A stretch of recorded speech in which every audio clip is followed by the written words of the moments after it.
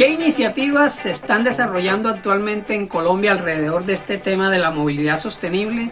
¿Y cuáles son los países referentes en este tema de movilidad sostenible de los cuales podemos aprender?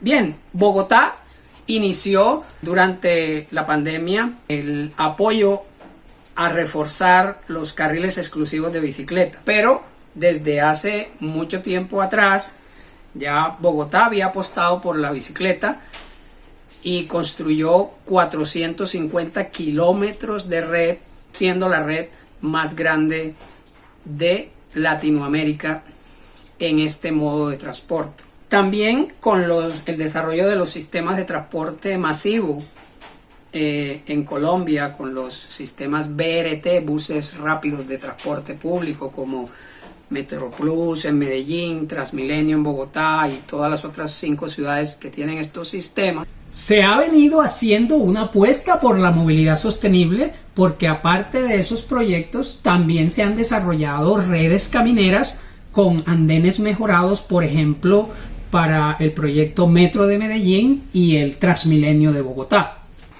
Pero esto ha sido muy poco porque los peatones constituyen casi el 30% de la movilidad en las grandes ciudades como Bogotá y Medellín. En Medellín es el 27%, en Bogotá es un poquito más y es un porcentaje muy grande que incluso supera al porcentaje que se mueve en transporte masivo en algunas de las ciudades. Entonces es poco lo que se ha hecho a nivel de infraestructura para el peatón. Se han hecho andenes en donde se han desarrollado estos corredores de transporte masivo, pero falta mucha parte de las ciudades.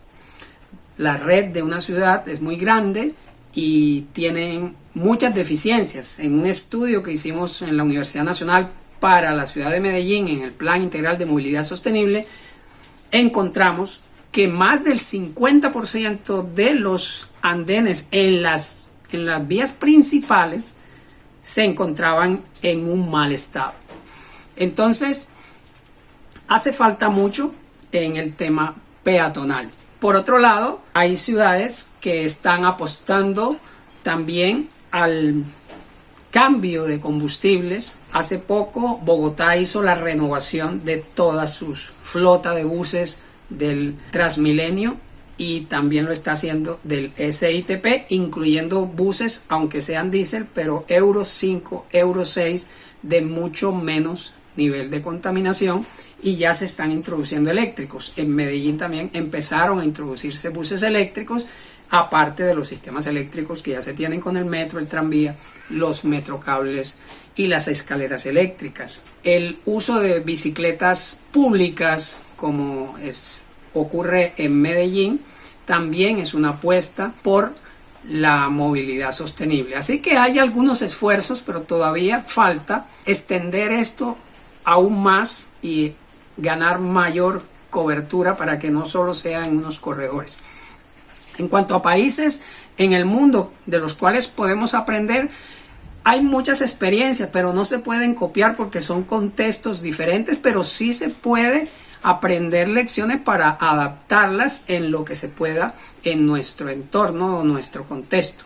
Están los Países Bajos con su mayor uso de la bicicleta, aunque son países bastante planos, pero que en un pasado no tenían esa tradición, solo a partir de los años 70 se desarrolló.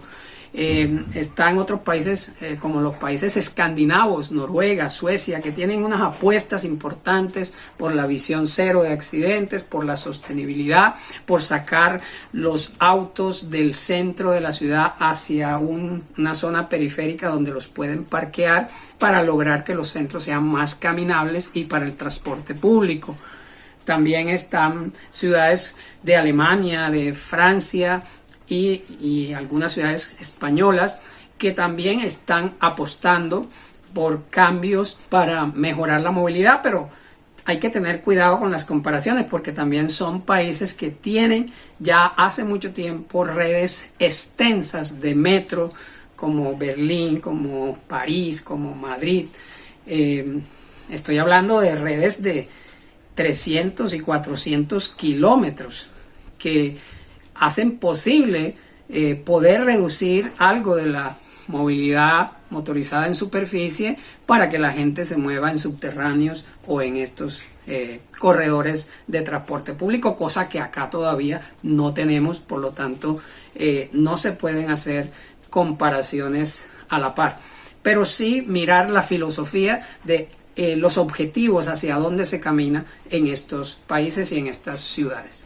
¿Cómo hacer de las calles espacios pensados no solo para el tránsito, sino para las experiencias humanas? Las ciudades tienen un área vial que es cerca del 20 al 25%, algunas muy poquitas en el mundo llegan al 30% del suelo urbano dedicado a faja vial. Esa faja vial es la distancia entre las fachadas de los edificios y esa faja vial comprende andenes, calzadas, separadores, incluso otros elementos que están entre el andén y la fachada, que se llama antejardín, que es una franja privada, pero que en la cual no se puede construir y también hace parte de esa faja. Entonces, esa área, que es entre 20 y 30% de la ciudad, es muy difícil de aumentar.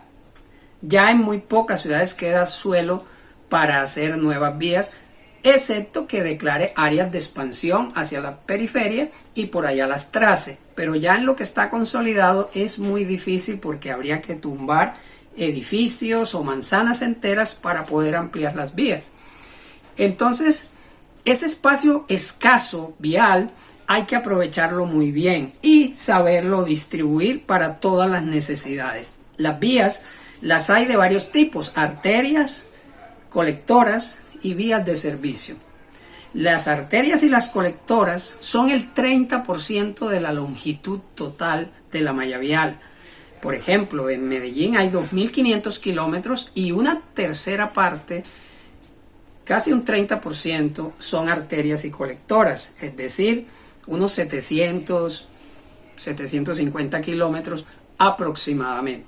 Sobre esa red arterial y colectora circula el transporte público. Por lo tanto, los carriles son necesarios para el transporte público y para la carga y para los taxis, las ambulancias, los bomberos, los servicios, los domicilios, la basura, etcétera, etcétera. No hablemos de autos. Usted puede eliminar los autos de una ciudad, no pasa nada, pero los carriles no los puede eliminar porque se requieren para todo lo que ya mencioné. Entonces, hay que lograr que haya unos buenos andenes y estos carriles necesarios para la vida económica de la ciudad. Ahora bien, hay un 70% de vías que no son arterias y colectoras, que son vías de servicio, que son las que entran a los barrios, a las zonas residenciales, por donde no transita el transporte público. En esas vías sí podemos hacer todas las ciclorrutas que queramos, la peatonalización que queramos, siempre y cuando dejemos un pequeño carril para acceder con la ambulancia y los bomberos en caso de un incendio o emergencia, y allí podemos hacer zonas bastante amenas para el peatón, de velocidad baja, ojalá por debajo de los 30 kilómetros por hora, y las arterias y colectoras hasta 50 kilómetros por hora. Una tarea que tenemos pendiente en Colombia: bajar la velocidad de las arterias, que hoy está en 60, a 50 kilómetros por hora. Ya Bogotá empezó a hacerlo. Pero no hay que confundir la funcionalidad de la ciudad con la humanización de las vías. La humanización está en todas partes, en el transporte público y en los andenes. Si cabe la ciclorruta, pues se introduce la ciclorruta en la arteria, pero si no, en una calle paralela. Podemos hacer 500 kilómetros de ciclorruta si queremos, pero cuidado, no hay que infartar las arterias, hay que bajarles la velocidad. Se puede reducir el ancho del carril un poco para que no haya altas velocidades. Se puede ampliar el andén, se puede reducir esos separadores demasiado anchos que anteriormente se hacían para que los vehículos privados pudieran hacer giros en U o giros a la izquierda. Todo eso se puede suprimir y ganarle ancho a los separadores para dárselo a los andenes, pero no sacrificar carriles que son necesarios para la movilidad y la economía de la ciudad en cuanto a transporte público, carga y servicios. No hablo de automóviles. A los automóviles hay que ponerlos en su sitio, hay que cobrarles parqueadero, cobrarles cobros por congestión, cobros por contaminación, delimitarle sus zonas de parqueo y limitarle el número de parqueaderos para que los que lo puedan usar sepan que eso tiene un costo social.